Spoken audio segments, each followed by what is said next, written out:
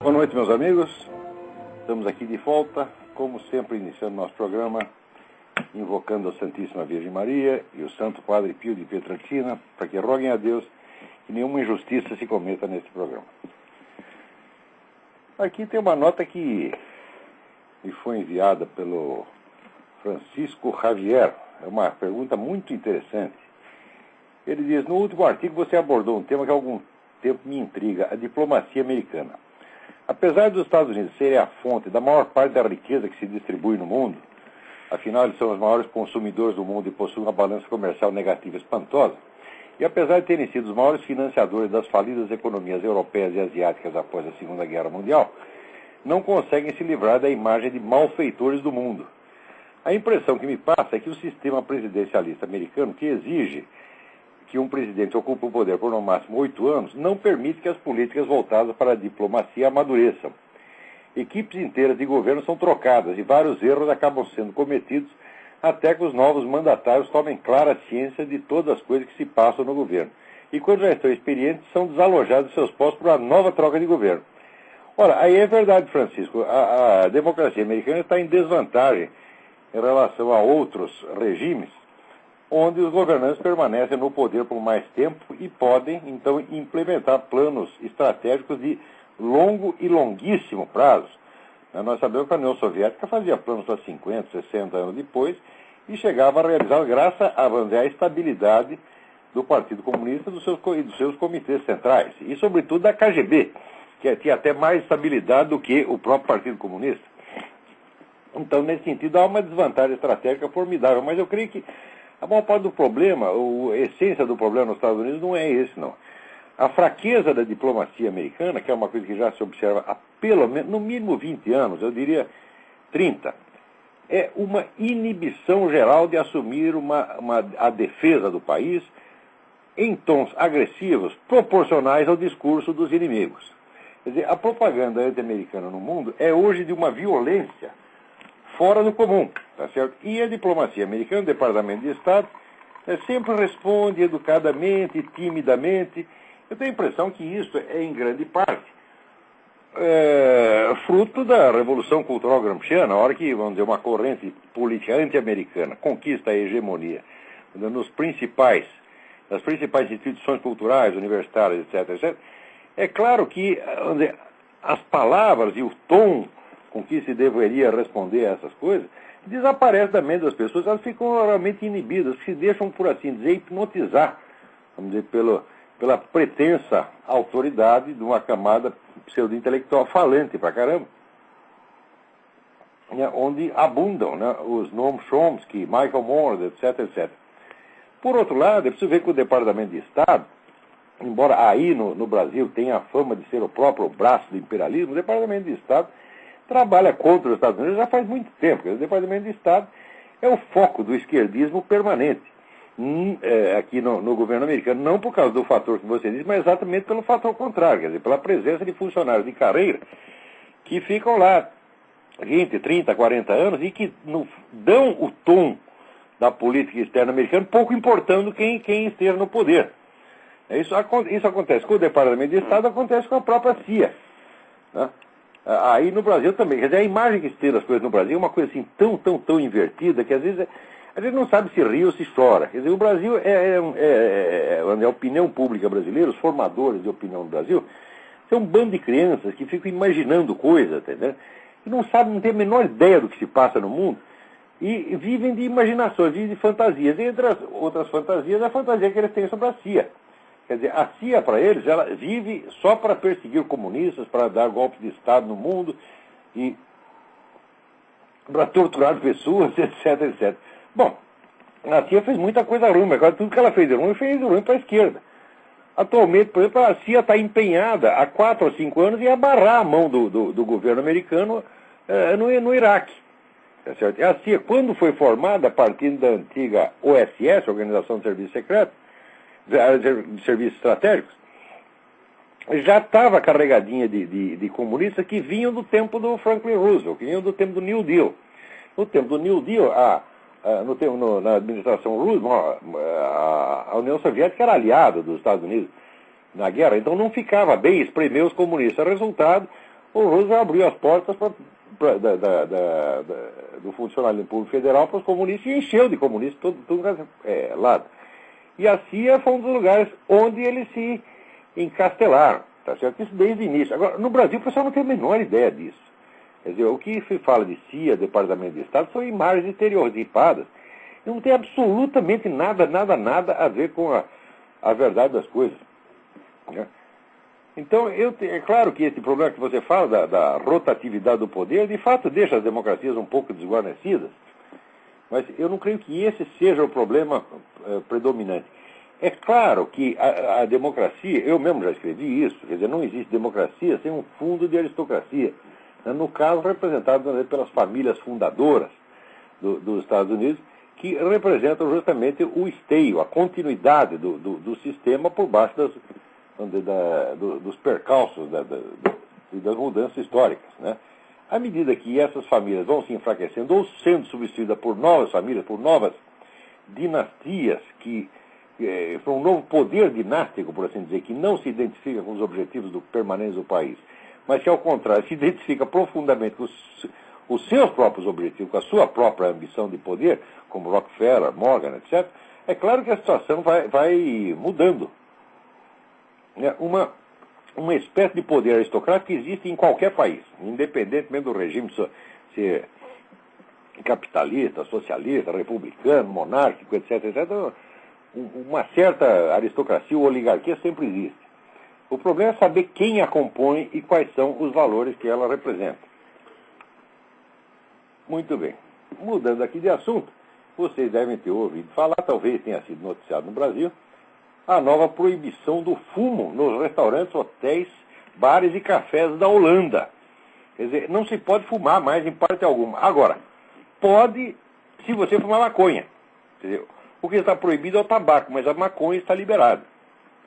Muita gente acha que isso é loucura, mas eu acho que não. Eu acho que isso não é loucura, isso é esperteza. Eu sempre achei, e tenho motivos para achar, não vai dar tempo para expor aqui, que toda essa brutal campanha antitabagística mundial, vamos dizer, com todos os exageros e mentiras tremendas que espalha por toda parte, quer dizer, espalhando uma noção terrorífica, quer dizer, atemorizando, enchendo as pessoas de temor, quer dizer, você puxa um cigarro aqui, o sujeito a 50 metros começa a tossir, acha que vai morrer de câncer no dia seguinte, né? Eu acho que quando você vê uma campanha muito louca demais para ser verdade, então, realmente, como dizia Shakespeare, por trás da loucura tem um método, né? Nós vemos que toda esta campanha tabagística, antitabagística, ela cresce e ela se torna cada vez mais opressiva, exatamente na mesma medida que o comércio de drogas pesadas vai crescendo no mundo. Então, é quase impossível não ver uma relação entre coisa e outra. O que nós estamos assistindo é uma gigantesca reciclagem do vício humano, né? Quer dizer, o vício menor, como o tabaco, vamos dizer que o tabaco não enlouquece ninguém. Você já ouviu dizer que o sujeito fumou um maço de Hollywood, chegou em casa, ficou louco porque fumou Hollywood e matou a mulher? Nunca ouviu, né? Você nunca ouviu dizer que o sujeito estava fumando cigarro, ficou bêbado por causa do cigarro e meteu o caminhão no poste. Também não tem isso, né? Mas com maconha e cocaína, então essas coisas acontecem. Está diretamente ligado ao crime e a condutas antissociais, né? Ao passo que o cigarro, ao contrário, sempre foi até um meio, né, de intercâmbio social. Então, a desproporção entre a suposta periculosidade do cigarro e a periculosidade efetiva dessas outras drogas é tão grande que você vê com um esforço grande para suprimir o tabaco, acompanhado, tá certo, de uma tolerância, uma leniência, uma conivência com o tráfico de drogas, não pode ser uma coincidência, nem pode ser estupidez. Aí nós temos que lembrar aquilo que dizia o famoso Joe McCarthy. Se fosse estupidez, a estupidez é justa, a estupidez erra para os dois lados. Quando erra só para um lado, não é estupidez, tem uma esperteza por trás, né? Curiosamente, ainda no mesmo sentido, nós vemos que muitas dessas organizações que promovem a campanha antitabagística em tudo quanto é lugar, são as mesmas que promovem a liberação das drogas. Então, que alguma ligação tem, tá certo? E as pessoas que vão acreditando nessa propaganda antitabagista como se fosse uma verdade de evangelho, para mim são todos idiotas. E porque aqui nos Estados Unidos tem aquele negócio que mora 400 mil fumantes por ano. É verdade, mora 400 mil fumantes, só que mora na mesma idade dos outros. Né? Agora, todo mundo acredita que, né, o fumante morre 5 anos antes, ou 6 anos antes. Isso absolutamente não é verdade. Os dados são da própria Organização Mundial da Saúde. Vocês dêem uma olhada no site www.forces.org e está lá, vamos dizer, as publicações oficiais da própria Organização Mundial da Saúde, que a Organização Mundial da Saúde não divulga, mantém só em publicações técnicas. Essa coisa, vamos dizer, essa macroadministração mundial, que vai crescendo dia a dia, quer dar palpite em tudo, se você pode fumar, se não pode fumar, né, o que você pode falar, o que não pode falar, se pode rezar, se não pode rezar, né, acaba de dar um passo gigantesco aqui nos Estados Unidos. Né? Com esta crise do setor imobiliário americano, né, o Federal Reserve está aqui propondo, né, mudanças da legislação financeira que vão fazer dele uma espécie de quarto poder. Ele vai ser mais poderoso do que o governo federal. Isso é realmente uma coisa muitíssimo perigosa, porque nós vemos que esse Federal Reserve esteve por trás, está cheio de muitas crises que já aconteceram. De certo modo, ele produz a crise, como se diz no Brasil, produz a dificuldade para vender facilidade, né? E eu acho que eles operam muito nessa base aqui. E se esse pessoal cair nessa coisa, cair nessa proposta, nós vamos estar correndo o risco de ver realmente um fim da democracia americana. Tá certo? Não vai ser um fim estrondoso que todo mundo vai perceber, vai ser uma morte lenta, discreta, sorrateira, né? Que é como se costuma fazer as coisas, exatamente como se fez na Inglaterra, quando, vamos dizer, inúmeros instrumentos ali de segurança nacional da Inglaterra foram passados para órgãos da comunidade europeia, sem que o povo inglês nem mesmo soubesse. Isso é feito assim por medida administrativa. Ninguém propõe plebiscito, mudança da Constituição que chama a atenção. Então a técnica legislativa hoje é essa, é passar tudo para as comissões técnicas, elas fazem o que querem, mudam o sistema de governo e vocês nem mesmo percebem. No Brasil está acontecendo exatamente isso agora, né? Vocês viram com agora a Polícia Federal no Brasil entra lá na reserva Raposa do Sol para expulsar todo mundo que não é índio. Como se tivesse alguém que não é índio lá. Você olha a cara dos fulanos, é tudo índio, só que uns são índios oficiais e outros são índios extraoficiais. O índio extraoficial está lá plantando, né? Plantando milho, plantando banana, etc, etc, e agora tem que sair para fora para ficar só os índios oficiais, com tribos, às vezes, que nem existiam, que foram inventadas por ONGs, né?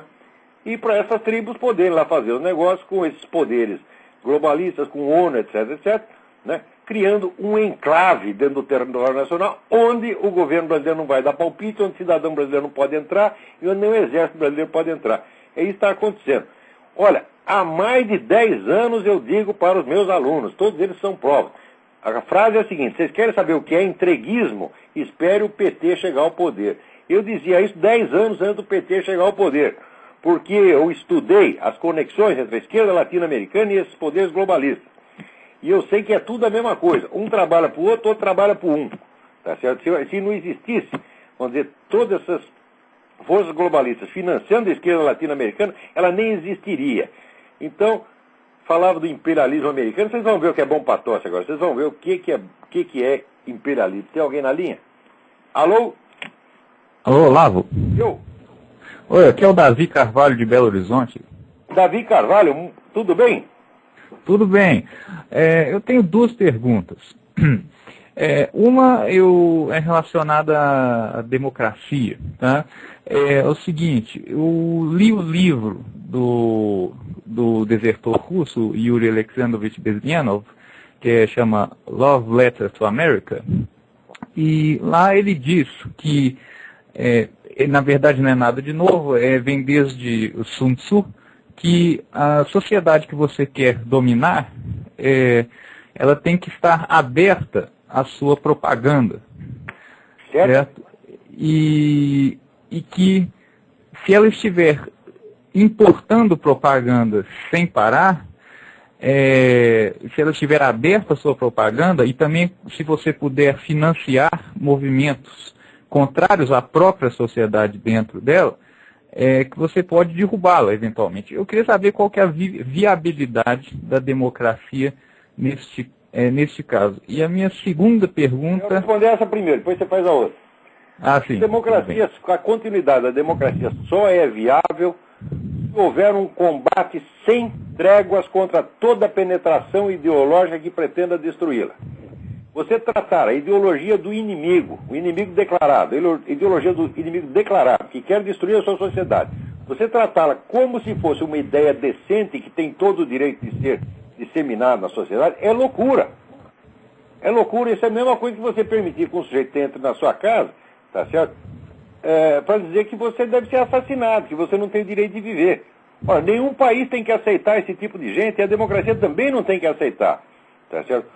Agora, o que tem que fazer é o seguinte, como existe a liberdade de opinião, a gente respeita a liberdade de opinião, mas tem que devolver, tá certo, a propaganda do sujeito centuplicada. Quer dizer, cada palavra que um filho da puta desse diga, você tem que responder com outra 100, mostrando todos os crimes do camarada. E se ele abusar muito, passar muito do limite, como passou esse reverendo Jeremiah Wright, você tem que processar o nego e meter na cadeia. Porque você não pode entrar num país e pregar a derrubada do regime vigente, e ninguém pode fazer, porra. Agora, aqui pagam para as pessoas fazer. Só uma coisa, e outra coisa que parece que então a sociedade fechada, tem a sociedade aberta e a sociedade fechada. Se o seu inimigo é a sociedade fechada, parece que você sempre estará em desvantagem, porque a propaganda dele chega e a sua não chega lá. O que você acha disso? Bom, de fato, se você a União Soviética podia fazer propaganda dentro dos Estados Unidos, os Estados Unidos não podiam fazer dentro da União Soviética. Isso é o princípio da guerra assimétrica. Só um lado pode falar. Mas isso não impede que você combata esses fulanos aqui dentro mesmo, ou dentro do Brasil. Agora, o que não pode é dar para eles todos os meios de expor as suas ideias e eles jamais serem respondidos. Ou quando são respondidos educadamente, como se fosse, vamos dizer, um debate de ideias. Quando nós sabemos que uma ação política não é um debate de ideias. Uma ação política é um empreendimento que visa tomar o poder de um e entregar o poder para outro. É a disputa de poder. Então tem que ser tratado na base da disputa de poder. Essas pessoas têm que ser denunciadas, humilhadas, expostas à execração pública, de tal modo que elas não tenham nem cara de meter o focinho na rua. É o que eu estou fazendo, por exemplo, com esse salafrário desse Quartinho de Moraes. Do Quartinho de Moraes, você é um vigarista, mentiroso, salafrário, e cumpre, se você não foi mandante do crime, a morte do Capitão Sanders, você foi cúmplice moral. E é até hoje, porque até hoje você faz propaganda disso. Então, esses camaradas, eu vou discutir de igual para igual, respeitosamente, com um canalha desses. Esse cara tem que ser denunciado, tem que ser mostrado na rua, dizer até para as crianças, olha, é aquele ali que fica se gabando de ter matado um cara que ele nem matou, tá certo? E depois, quando o acusam disso mesmo, ele diz que é calúnia. Faz isso para propaganda. Como é que uma pessoa dessa pode ser tratada decentemente? Como é que pode ter debate de ideias com canalha, com vigarista? Não pode. Só que aquilo que eu estou fazendo, tinha que centenas de pessoas estão fazendo. Aí no Brasil, como aqui nos Estados Unidos. Sim, sim. Bom, Olavo, eu tenho a segunda pergunta, que é o seguinte. Eu tenho a impressão que passa é que hoje em dia as pessoas perderam a noção para que servem as leis. As pessoas acham que as leis são feitas para satisfazer as vontades delas.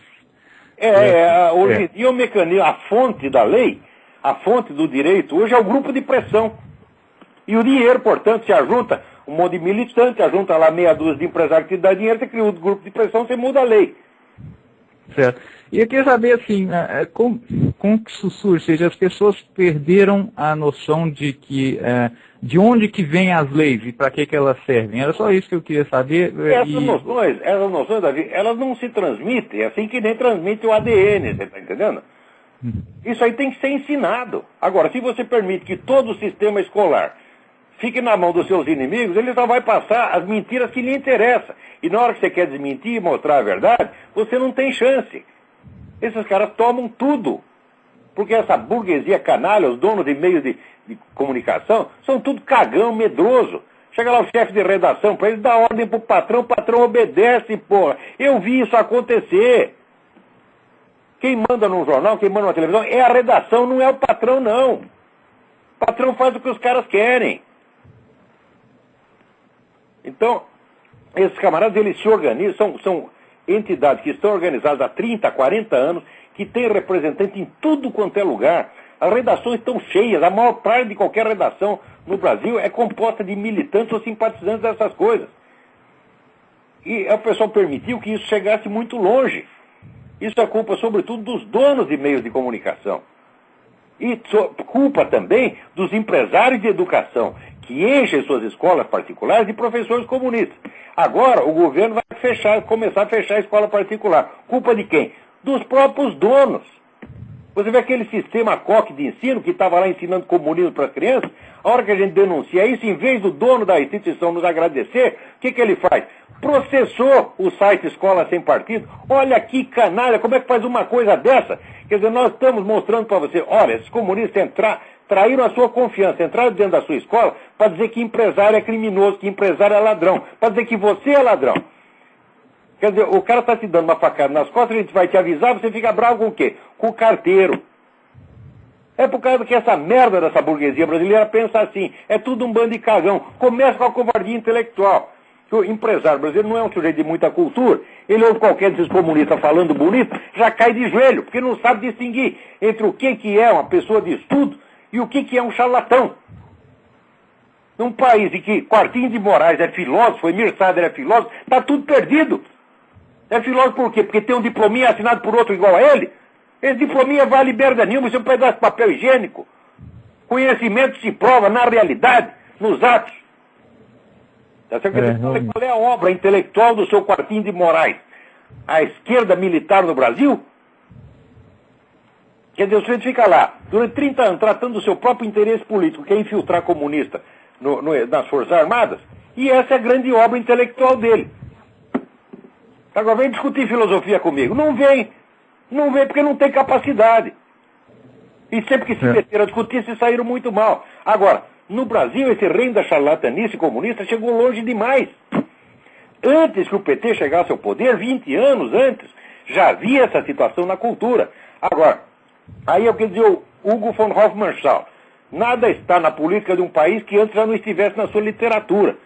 Quer dizer, quando a atividade letrada do Brasil foi dominada pelos comunistas, era claro que mais dia menos dia, eles iam dominar tudo no país. Agora, vai explicar isso para empresário.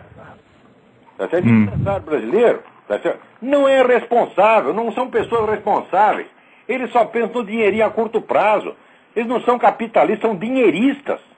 Quer dizer, uma gente sem imaginação, sem capacidade, sem moral, tá certo?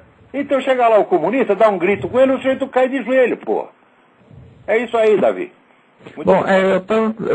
Meu pensamento é que, às vezes, esse negócio teria origem, esse negócio das leis teria origem de que, a partir do momento em que a pessoa para de... ela esquece que...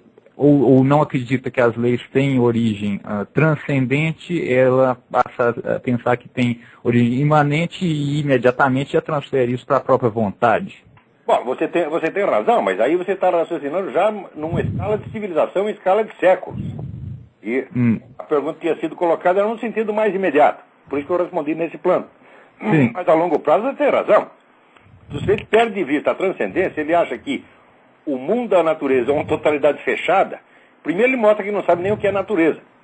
Porque toda a natureza que nós conhecemos, a natureza dita material, você dizer que uma coisa é material, como é que você faz? Você vai por medição, você já vai pela estrutura, pela forma matemática. Ora, a forma matemática é material? Quer dizer, todo mundo material é balizado por relações matemáticas que por si mesmo não são materiais. E que expressam o quê? O reino, a estrutura da possibilidade universal. Que nós, de outra maneira, chamamos o logos divino, a razão divina. O sujeito que não entende isso é uma besta quadrada. Agora, a partir da hora que você aceitou essa perspectiva materialista fechada, você está idiotizado já.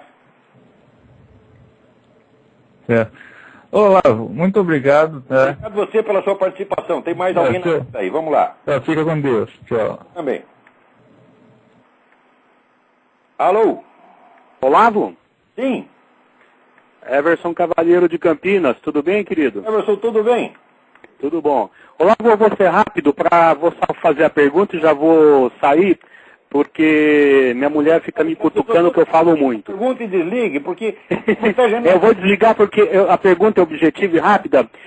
Eu quero a respeito da inveja. Você, há uns programas atrás, você dissertou sobre a inveja. E é um assunto que, aqui no Brasil, a gente fala, fulano é invejoso, mas as pessoas não têm a mínima ideia do que inveja. Inveja e os seus malefícios. Você, por exemplo, é um cara que foi muito invejado no Brasil, foi muito prejudicado e perseguido. Eu tenho um pouco disso na história da minha vida, conheço isso na história da vida de um monte de gente. E a inveja, ela faz um mal terrível, mas também ao invejoso, né? Porque ele passa a ser um reflexo daquilo que ele não consegue fazer e fica impotente em executar alguma coisa e fica minando, assim mesmo, puxando o tapete dos outros, com fofoca, com armadilhas. Acho que não existe pessoa mais vítima da inveja do que você no cenário jornalístico brasileiro. E eu acho que eu sou campeão desse negócio, sim. É verdade. E eu gostaria, eu vou desligar, porque, como eu te disse, a doutora aqui já falou que eu estou muito apaixonado, eu te ligo toda semana, hein? Vai pegar mal. Eu falei, você conversa mais com o Olavo do que comigo, pô. Eu falei, não, meu bem, hoje eu só vou fazer uma perguntinha e vou deixar no ar para dar espaço para outras pessoas também fazerem perguntas, porque essa hora sua está muito curta. Eu só queria te dizer o seguinte... Não, mulher, ele te ama. Querido, então a pergunta é essa, eu gostaria muito de ouvir a respeito da inveja. Sim, eu escrevi... Um abraço. Obrigado pela pergunta. Um abraço, tchau. Sobre inveja, escrevi um artigo chamado Dialética da Inveja. Tá certo? Mostrando que as pessoas às vezes confundem a inveja com a cobiça. A cobiça é você querer um bem, ou material ou espiritual, que pertence ao outro. A inveja é você estar seguro de que você jamais terá esse bem. Então você quer rebaixar a pessoa. Agora, você quer rebaixar a pessoa porque você está por baixo. Você quer nivelar ela com você mesmo. Então, quanto mais você inveja, quanto mais você tenta destruir a pessoa, mais você se rebaixa, vai ficando cada vez mais mesquinho. E o Everson tem razão em dizer que eu sou campeão desse negócio. Me acontece cada coisa. Esta semana apareceu um sujeito lá no Orkut, né, dizendo assim, esse Olavo diz que ele foi professor de teoria do Estado na pós-graduação da PUC do Paraná, mas não era nada, não. Ele só alugava a sala para dar o curso dele. Fala, é claro que eu alugava a sala para dar o meu curso, mas o curso de pós-graduação era outra coisa. E eu participava do curso de pós-graduação e tenho aqui atestado da pós-reitoria, da pró-reitoria da PUC. Eu tudo isso aí, mas se eu vou inventar uma coisa dessa, isso aí não tem, para mim, não tem a mais mínima importância. Eu jamais perderia o meu tempo discutindo isso. Agora o sujeito quer discutir lá o detalhe burocrático. Por quê? Não tem capacidade para discutir intelectualmente comigo, então fica querendo pegar no detalhe burocrático. É um tal de Clóvis, não sei das quantas. Isto é um filho da puta, um vigarista, um coitado, um fracassado de merda, que fica atrás das coisas. Mas se eu ia falsificar uma coisa do meu currículo, eu estou cagando pro meu próprio currículo, tá? Não dou a menor importância para isso. Agora, o invejoso dá, para ele isso é fundamental, né? Tem outro que me escreve assim, olha, você é um analfabeto porque você escreveu cueca com acento. Eu digo, ora porra, se você está tão interessado no acento da cueca, você devia pelo menos pesquisar na minha página, porque lá está 400 vezes escrito cueca sem acento. Uma vez passou sem acento, você diz que eu sou analfabeto porque passou um errinho desse. Quer dizer, é uma coisa de uma mesquinharia, filha da puta. Quer dizer, que tipo de gente é essa? O Brasil está cheio de gente assim, não é entre o povão, isso aí não é empregadia doméstica, não é varredor de rua, não é trabalhador do campo, é gente diplomada por faculdade pública, que a empregadinha doméstica e o trabalhador do campo, o trabalhador da fábrica, pagou para esses desgraçados estudarem, e é isso que eles ficam fazendo, porra. Agora, é o seguinte, eu estudei só por minha conta, ninguém pagou meus estudos, eu mesmo paguei, tá certo? E olha a minha obra, eu tenho uma obra de quase 20 mil páginas, tá certo? Coisa séria, que foi estudada. Quer discutir com aquilo? Discuta. Agora, não tem capacidade de discutir. Vê se algum desses filhos das putas vai querer discutir o que eu disse lá na História Essencial da Filosofia ou no Jardim das Aflições. Uma vez no Jardim das Aflições, tem uma parte lá que eu escrevi sobre o matemático Georg Cantor, fazendo uma crítica a Georg Cantor. Os matemáticos da Universidade Federal de Pernambuco ficam loucos da vida com aquilo e prometeram que iam me contestar. Sabe quantos anos faz isso? 20. Até hoje eu estou esperando a contestação. Ficavam arrotando, porque eu sou do professor, doutor em matemática, eu vou contestar você. Conteste, meu filho. Não contesta porque não sabe, porque não tem capacidade, porque não estudou o assunto, porra. Ora, eu não boto banca do que eu não sei. Quando eu não sei um negócio, eu digo essas duas palavrinhas mágicas. Não sei. Olha, tem duas respostas que servem para tudo. A primeira é não sei. A segunda é vai tomar no cu. Tá certo? Usa uma dessas duas, nunca vai falhar. Tá certo? Então é isso aí. Agora, a inveja, houve um presidente do Banco Mundial que uma vez disse o seguinte, prestem atenção, gente. Ele disse, o Brasil não vai para frente porque é uma sociedade baseada na inveja. Tem que curar o país da inveja, porra. Peraí, tem mais alguém na linha aí, vamos lá. Alô? Alô? Alô, quem é? Alô, quem é? Alô? Quem é? Você não está me ouvindo? Bom, então enquanto isso... Aí, falhou essa ligação, peraí. Tem mais uma, liga outra aí. Professor Olavo. Oi, quem é? Alô, professor Olavo? Sim. Quem está falando? É Josuelito Brito, Salvador, Bahia. Josuelito Brito, tudo bem? Tudo bem, professor? Tudo bem, seja rápido. Josuelito. 15 pessoas na fila. Josuelito, Salvador. Tudo bem? Você não está me ouvindo? Estou ouvindo, professor. Diga. Então, enquanto isso... Pois não. Aí, falhou essa ligação. Alô, professor. Liga outra aí. Professor Olavo. Oi, quem é? Alô, professor. Mas abaixa o volume do seu computador, porque senão fica 4 vozes. Alô, professor Olavo. Alô? Professor Olavo, Josuelito Brito, Salvador. Estou ouvindo, Josuelito. Posso fazer Estou ouvindo, essa pergunta? professor. Primeiro, meus cumprimentos, minhas homenagens e admiração pelo seu excelente trabalho em prol da democracia do Brasil. Muito obrigado. Mas professor, eu perguntaria o seguinte, duas coisas rápidas, né? Se o professor não pensa num curso de filosofia ou de pensamento político pela internet, para que milhões de brasileiros possam ter um acesso ao seu pensamento sistematizado, porque nem todos podem tomar um curso aí dos Estados Unidos. Já estou fazendo isso. Hein?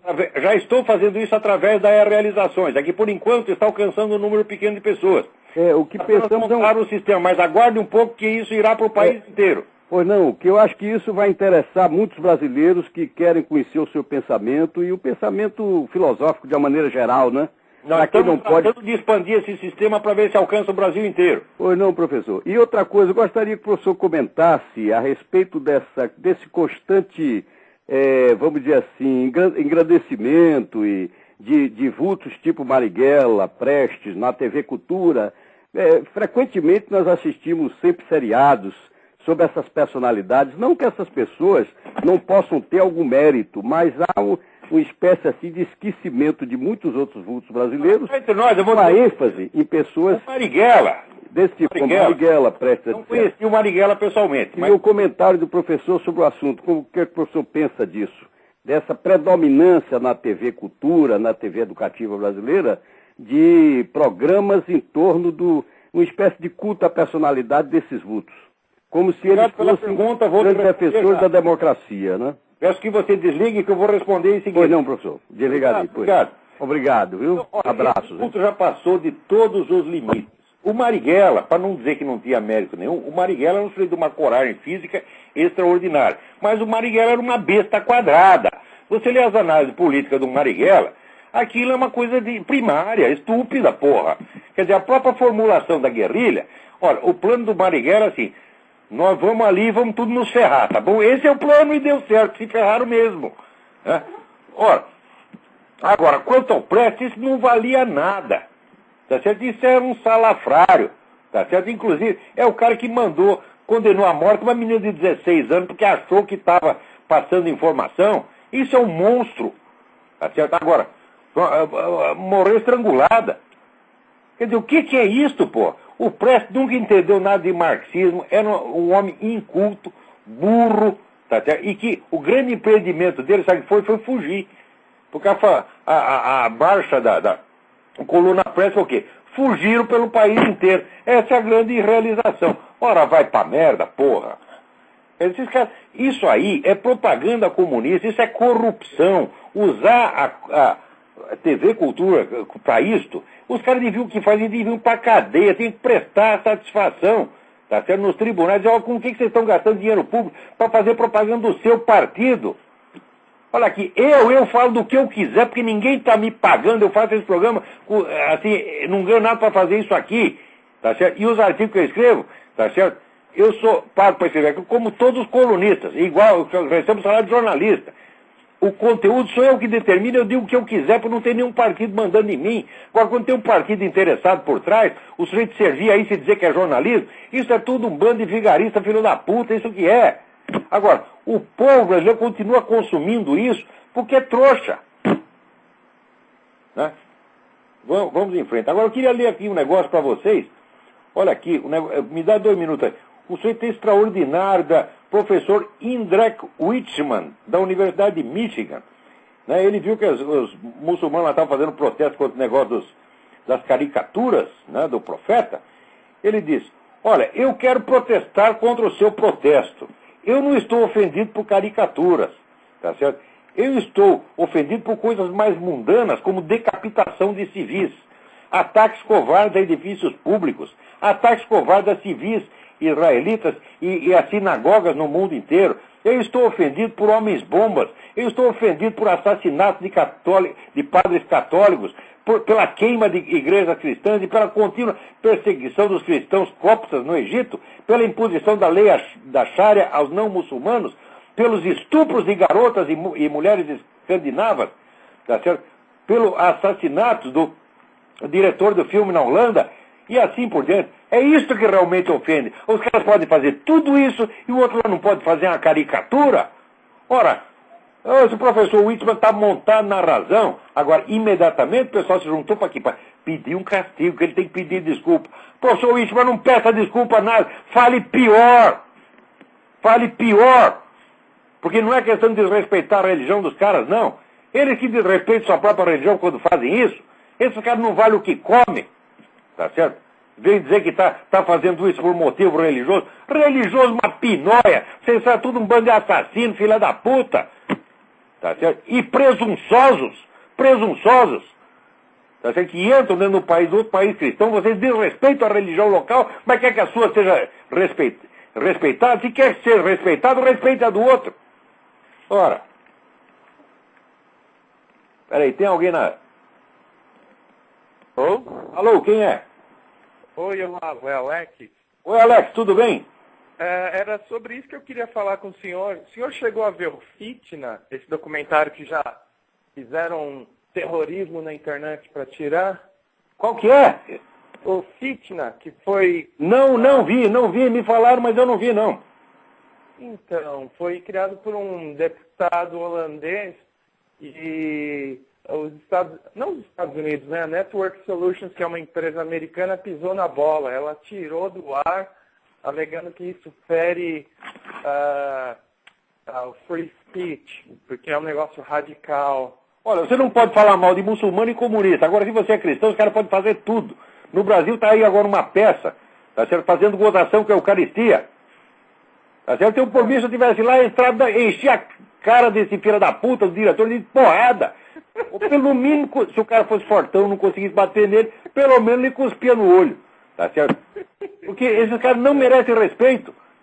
Agora, se você vai falar dele, você faz uma piadinha, né? Hoje a minha mulher estava contando que ela viu em Richmond um sujeito, um homem de 2 metros, parecia o Schwarzenegger, vestido com a sainha cor-de-rosa. Ela deu a descrição, era um negócio impressionante. Daí eu falei, pô, mas esse já nem é viado mais, esse é alce. Se eu falasse isso no Brasil, ia dar processo. Né? Agora, de Jesus Cristo, Nossa Senhora, da religião dos outros, pode falar o que quiser. Quer dizer, não pode falar mal de comunista, de gay, de muçulmano. Agora, de cristão, pode falar da Virgem Maria, pode falar dos santos da Igreja Católica, pode falar o que quiser. O que é isso, porra? Nós que somos cristãos, vamos tomar vergonha na cara, tá certo? E parar de discutir educadamente com essa gente. Não tem que ser educado, não. Isso aí é o que a igreja chama respeito humano. Eu quero que o respeito humano vá pra merda. Eu jamais vou colocar, tá certo, o respeito por um ser humano acima do respeito pelo próprio Evangelho, por nosso Senhor Jesus Cristo, pela Virgem Maria. Nunca vou fazer isso, se Deus quiser. Deus que me proteja para eu não fazer isso jamais. Mesmo que seja o meu pai, minha mãe, minha avó, minha tia, meu irmão. Tá certo? O que é isso? Baixar a cabeça perante o ser humano? Arrogante, besta? Você vai humilhar nosso Senhor Jesus Cristo, você vai crucificá-lo de novo? Eu posso ter todos os pecados do mundo, eu sou um filho da puta, não valho nada, mas isso eu não vou fazer. Agora, está cheio de bispo, cardeal e pastor protestante fazendo isso. Né? E os rabinos, os judeus também, estão tudo vendido. Aqui, quer ver? Agora fiquei sabendo. Aqui, em segredo, o primeiro-ministro Olmert está lá discutindo para dividir, né, Jerusalém com os palestinos. Ele dizia que não, mas ele está lá, né, em segredo está lá. Quanto é que está levando aí o Olmert? Ele está cheio de filha da puta, olha, na igreja católica, nos judeus, está cheio de traidor para tudo quanto é lado. Que merda é essa, porra? O que está havendo com a humanidade? Pô, todo mundo perdeu a vergonha? Eu pensava antigamente que o mais sem vergonha era eu, o mais filha da puta era eu. Eu, quando era moleque, todo mundo que falava mal de mim, eu acreditava. Qualquer coisa que falasse mal de mim, eu acreditava. Hoje eu começo a achar, porra, eu não sou tão ruim assim, porque eu vejo tanta coisa que eu jamais faria. Agora aqui, aproveitar e fazer uma homenagem. Morreu o fotojornalista cambojano Dit Pran, que foi o sujeito que divulgou a existência dos campos da morte no Camboja, coisa que ninguém queria falar. E o sujeito conseguiu colocar isso, sabe onde? No próprio New York Times. Depois ele virou filme, fizeram, né, o filme Os Campos da Morte. Né? Então fica aí a nossa homenagem a esse herói do jornalismo. Isso aí que ele fazia, isso é jornalismo. Tá vendo a turma da Folha de São Paulo? Vocês escondem os crimes durante 16 anos, né? Agora todo mundo escondendo, todo mundo queria ser espertinho, agir escondido, esse é o método lá fazendo negócio embaixo do pano, né? A imprensa escondendo as notícias. Quanta putaria neste mundo, meu Deus do céu.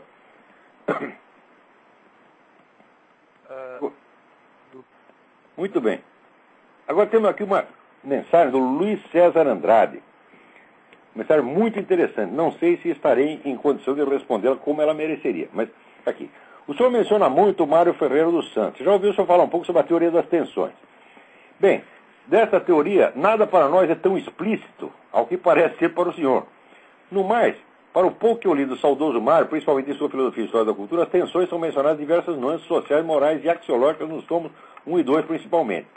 O senhor poderia ilustrar melhor para nós o que realmente consiste a teoria das tensões no seu programa de segunda-feira? Bom, falar 5 minutos sobre isso é melhor que você não falar nada, mas o projeto filosófico do Mário, ele tem 2 etapas. Quer dizer, o primeiro é a criação do que ele chama a matésis ou a metalinguagem de todas as ciências. Quer dizer, você equacionar, não dizer, o conjunto do conhecimento numa linguagem inspirada nas leis nas leis da aritmética elementar, no simbolismo dos números, nas categorias pitagóricas.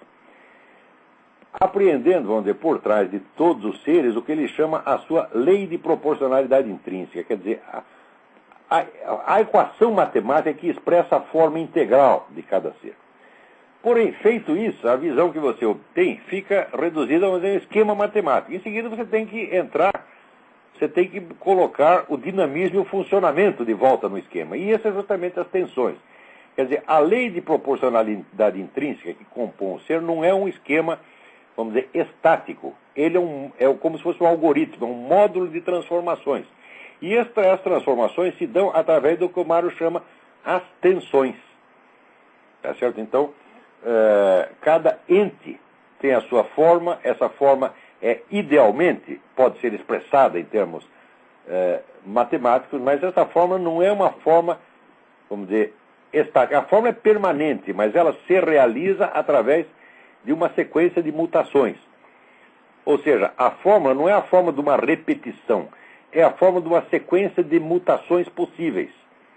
Tá certo? E essas mutações se operam exatamente por causa dos elementos de contradição interna e de tensão, portanto, que existe dentro de cada ente. O Mário Ferreira dos Santos, que me perdoe por ter resumido o negócio tão brutalmente. Né? E vamos em frente. Tem mais alguém aí esperando? Muito bem. Então vamos partir para outra. Olha aqui. Isso aqui. A gente fala da sem vergonha dos caras, mas não há limite, eles se superam. Olha aqui. Né? O presidente da República, no uso da atribuição que lhe confere o artigo tal do inciso não sei quê, da Constituição, patatá, decreta, fim do mandato do presidente da República, quem o houver exercido em caráter permanente terá direito, primeiro, aos serviços de 4 servidores para atividades de segurança e apoio pessoal. Segundo, a 2 veículos oficiais com os respectivos motoristas. Terceiro, ao assessoramento de 2 servidores ocupantes de cargos em comissão do Grupo Direção e Assessoramento Superiores DAS. Os servidores e motoristas serão de livre escolha do ex-presidente da República. Ora, vai para casa, vai passear, vai pastar, vai trabalhar, vagabundo. Quando tu sai da presidência da República, tu devia ter direito a um pé na bunda.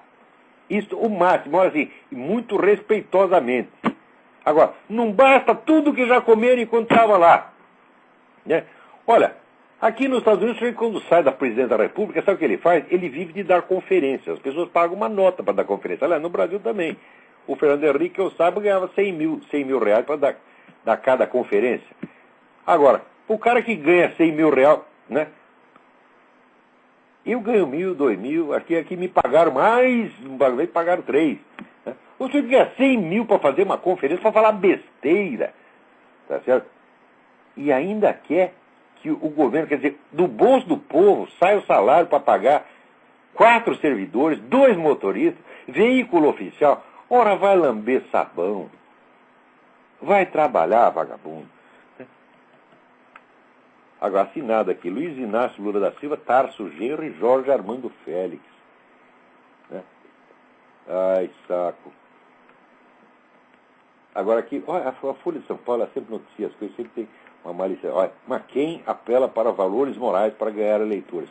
Olha aqui, porra, você lê os discursos do McCain, o McCain está falando em valores morais desde que ele voltou do Vietnã, vai fazer 40 anos, porra. Quer dizer, é claro que ele quer ganhar eleitores, mas por que se o McCain fala valores morais é para ganhar eleitores? Agora, se o Obama fala de valores morais mentirosamente, mentindo, né? Não é só para ganhar eleitores, não é só demagogia, mas ao contrário, né? É um discurso, né, maravilhoso, memorável. Tem gente que diz que o discurso do Obama é melhor do que o discurso do Lincoln em Gettysburg. Puta que o pariu. O discurso do Obama é assim, é um negócio de isopor, é de plástico, é tudo falso, é tudo fingido, é uma coisa absolutamente kitsch. Eu estou ficando idiota, né? Agora, para compensar, olha, nem tudo é falso, tem aqui um negócio que é de verdade. Né? O PCC está ganhando um dinheirão, segundo saiu na Folha, né? Olha, diz aqui o dinheiro que o PCC ganhou, né? Diz que o PCC está fazendo muito negócio com as Farc, né? E ganhando um dinheiro maluco. Olha, faturou 511% a mais em 2 anos e meio. E baseado nessa fortuna, agora ele quer infiltrar campanhas. Quer infiltrar campanhas? Quem falou que já não está infiltrando? Quem falou que já não está infiltrando já não está financiando. Eu duvido que já não esteja. O que eles querem é fazer isso oficialmente. Agora eles querem ter um partido político. E eu sou até a favor, porque eu acho o PCC, tá certo? Pelo menos você sabe o que o PCC é, né? Quer dizer, alguma honestidade o PCC tem. Está lá, o partido dos bandidos. Após que o outro vem com o partido dos santos, dos profetas, dos ungidos. Tá certo? E são eles mesmo que facilitam as coisas para o PCC. Facilita como? Fazendo contato entre o PCC e a Farc, para a Farc dar armas e treinamento para o PCC sair matando brasileiro. Agora no Brasil já tem guerrilha, lá na Amazônia. Tá certo? Então o que o governo vai fazer? Ele não vai fazer, ele já fez. Ele facilitou para que houvesse guerrilha. O governo do seu Lula é culpado de tudo isso, meu Deus do céu. Agora, não é só o dele, não. O anterior, o senhor Fernando Henrique, também facilitou tudo isso. Quer dizer, o que foi possível fazer para proteger bandido, para amarrar a mão de polícia, já fizeram. Né?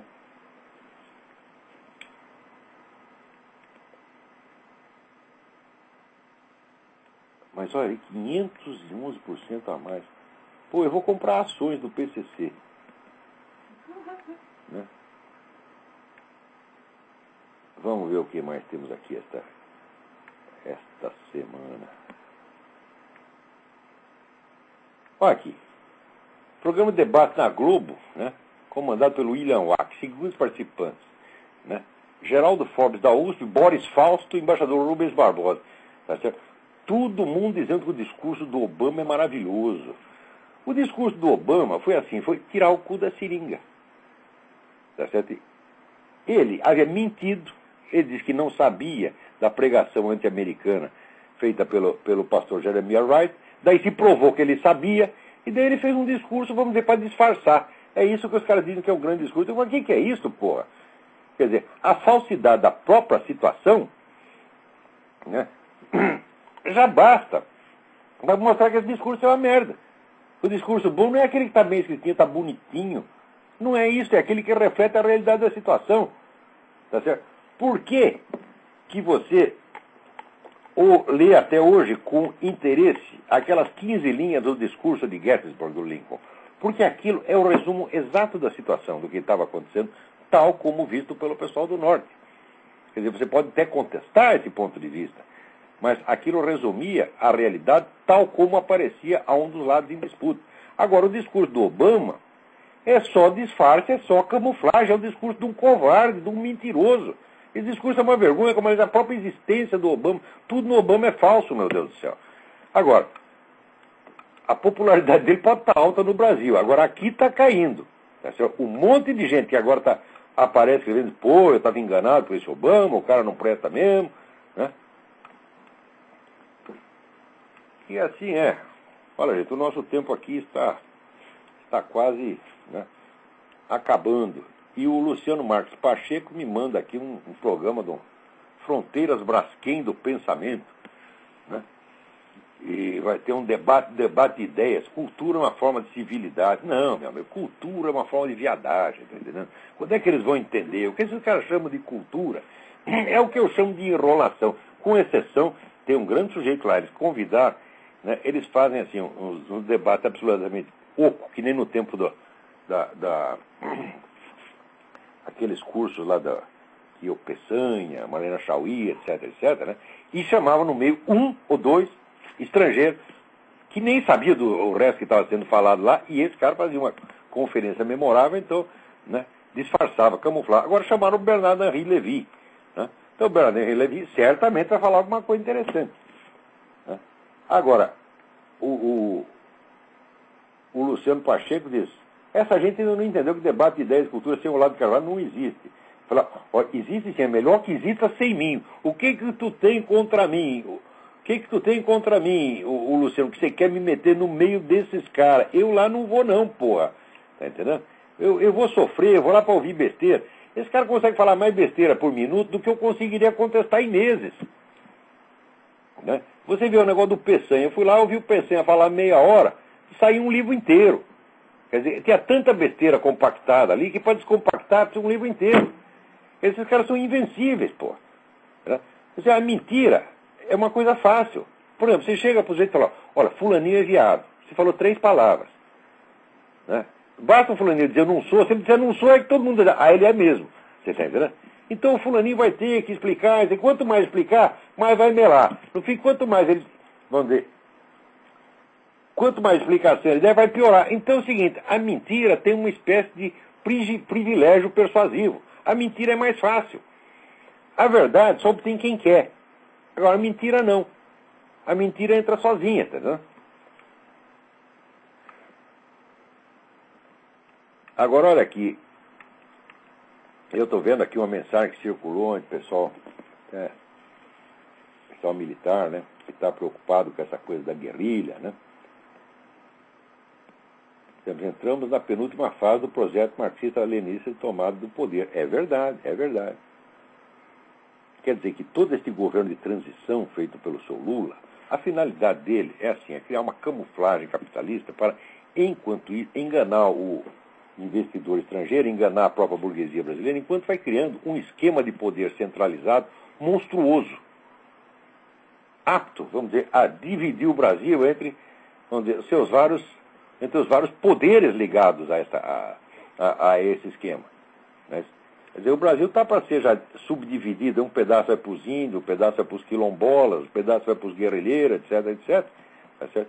E os militares vão tudo ficar lá chupando dedo. Né? Agora, um rapaz aqui me pergunta, você acredita que o general Nery é comunista? Eu falei, jamais disse isso. Eu digo, o general Nery está muito enganado. Eu acho que ele não é muito inteligente, não, porque chega lá aqueles pessoal, os quartinhos de Moraes, aqui, passa informação para ele acredita em tudo. E daí fica lá, pregando que nós temos que nos, né, unir, o Cone Sul, unir contra o imperialismo americano. Pô, você está fazendo exatamente o que o Chaves quer. Não porque você será comunista, mas só porque é burro. Então, gente, aqui, eu acho que... Agora, aqui também alguém me manda uma notícia do jornal El Tiempo, dizendo que o governo da Colômbia avisou o Brasil 7 vezes sobre a presença da FARC no nosso território. Aí o governo, claro que não fez nada. Não é que ele não fez nada, o governo ajudou. Você passou a mão na cabeça das FARC, porra. O governo protege as FARC. As FARC era hóspede oficial do PT, porra.